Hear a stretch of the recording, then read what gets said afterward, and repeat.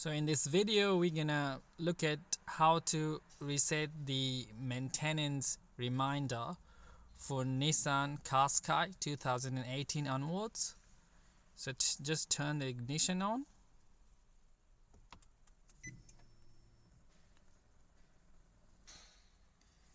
and we've got the maintenance.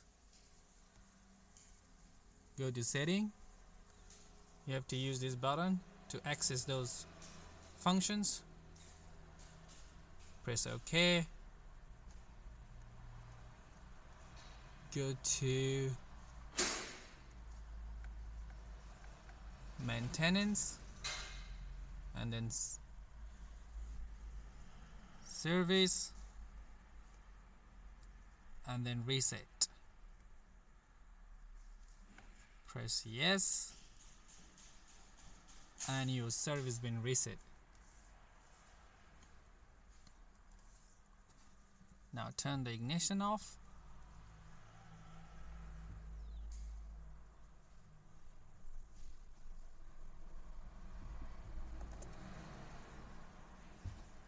Let's start the vehicle.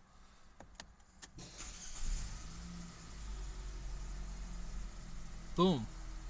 No maintenance light.